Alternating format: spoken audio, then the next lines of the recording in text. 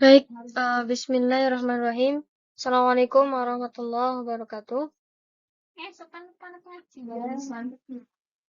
Perkenalkan, nama saya Nur Asia. NIM saya 214110101208.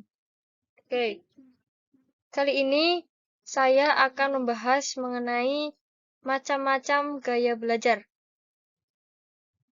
Oke,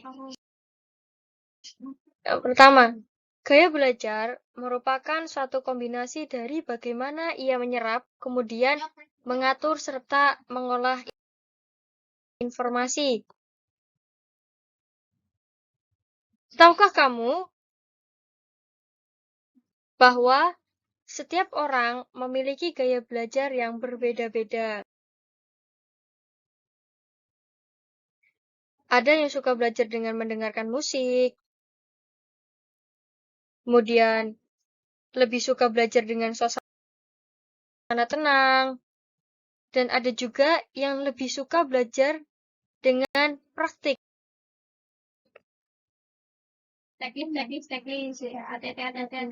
Supaya memudahkan proses belajar, kita harus tahu gaya belajar mana sih yang sesuai dengan diri kita. Baik, yang pertama, gaya belajar visual. Gaya belajar ini berfokuskan pada penglihatan. Saat mempelajari hal baru, biasanya tipe orang yang memiliki gaya belajar visual perlu melihat sesuatu secara visual untuk lebih mudah mengerti dan memahami. Tipe ini juga merupakan tipe yang sangat memahami nilai artistik. Adapun ciri-ciri dari orang yang memiliki gaya belajar visual. Yang pertama, lebih mudah mengingat yang dilihat daripada yang didengar. Kemudian, lebih suka membaca daripada dibacakan. Kemudian, memiliki intonasi berbicara yang agak cepat, berbeda dengan orang biasanya. Kemudian, cukup peduli pada pakaian dan kerapian. Jadi, orang yang memiliki gaya belajar visual itu sangat menyukai kerapian. Kemudian, lebih menyukai demonstrasi daripada pidato. Orang yang memiliki gaya belajar visual juga sulit menerima instruksi secara verbal kecuali tertulis dan tidak mudah terganggu di keramaian. Artinya bahwa orang yang memiliki gaya belajar visual itu tidak akan mudah terganggu karena suasana yang ramai. Dia akan tetap bisa fokus walaupun suasana sekitar itu sangat ramai.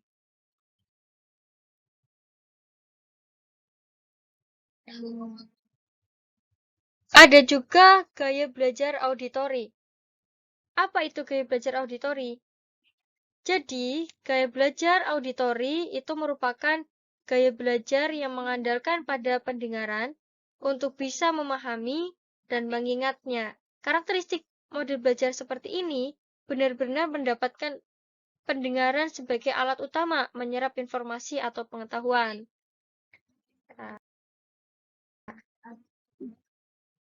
Adapun ciri-ciri dari gaya belajar auditori, yang pertama itu berbicara pada diri sendiri saat bekerja. Kemudian mudah terganggu oleh keributan atau keramaian. Kemudian menggerakkan bibir dan mengucapkan tulisan di buku saat membaca. Ada juga merasa kesulitan untuk menulis. Juga orang yang memiliki gaya belajar auditori itu sangat handal dalam berbicara. Orang yang memiliki gaya belajar auditori, irama berbicaranya itu sangat terpola, artinya itu sangat tertata. Apa yang mau dia katakan itu sudah tertulis sebelumnya, sudah di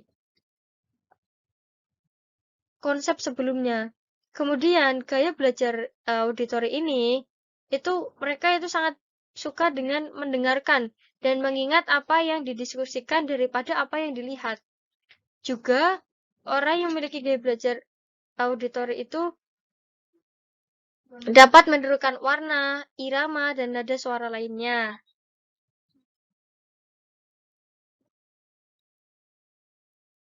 Oke, dan yang ketiga itu ada gaya belajar kinestik. Apa itu gaya belajar kinestik? Gaya belajar kinestik merupakan aktivitas belajar dengan cara bergerak, bekerja, dan menyentuh.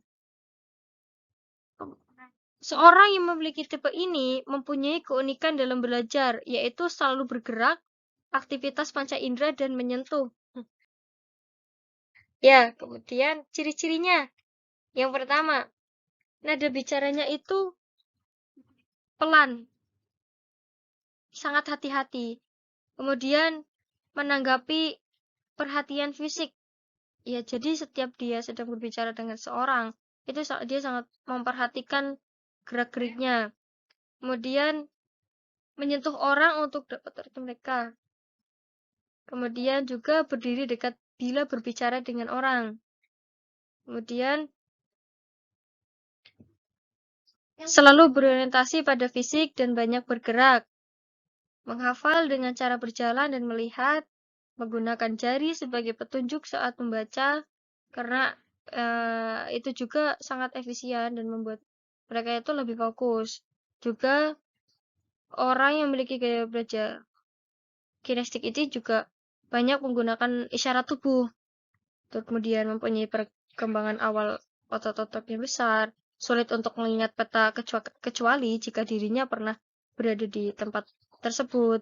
Dan yang bikin uniknya juga, orang yang memiliki gaya belajar kinestik itu rata-rata itu tulisannya jelek, tidak dapat duduk diam dalam waktu yang lama. Artinya harus selalu bergerak untuk bisa mengingat sesuatu. Dari tujuan tersebut yang di atas mengenai gaya belajar, ini sesuai dengan misi bimbingan konseling, yaitu seperti yang ada di layar dari 7 hal tersebut. Oke. Terima kasih atas perhatiannya. Semoga apa yang saya sampaikan bermanfaat. Hadanallahu wa iyyakum ajma'in. Assalamualaikum warahmatullahi wabarakatuh.